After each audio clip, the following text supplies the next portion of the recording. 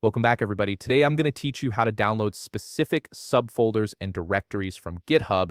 This is incredibly useful when you're working on large projects and only need certain files or folders without having to clone the entire repository. Let's get started. First, open your web browser and head over to github.com. Once you're there, log in using your credentials. After you've successfully logged in, you'll land on your GitHub homepage where all your repositories and activity are displayed. Now look at the upper left panel of your screen. Here you'll see a list of your repositories. Click on the repository that contains the folder you want to download. This will take you directly into that repository where you can browse all its contents, including files, folders, and subdirectories. Once you're inside the repository, navigate through the file structure and click on the specific folder you want to download.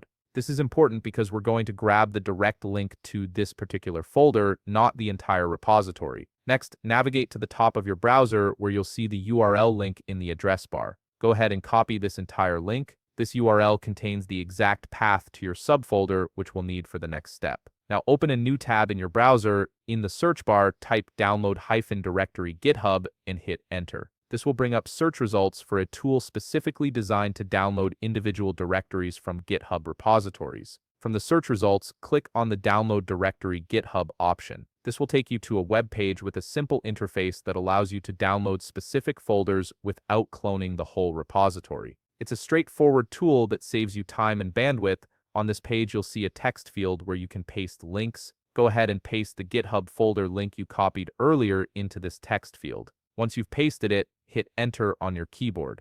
The tool will automatically process the link and begin downloading just that specific folder you selected. While the download is processing, navigate to the upper right toolbar of your browser. Here you'll be able to see the download progress. Depending on the size of the folder, this might take a few moments, so just be patient while it completes. Once the download has finished, you'll see a notification or indicator in your downloads area. Click on Open to access the downloaded folder. You'll now have the subfolders saved locally on your computer, ready to use without having to download the entire repository. And that's it. You've successfully downloaded a specific subfolder from GitHub without cloning the whole project. If you found this video helpful, please leave a like, subscribe, and see you in the next video.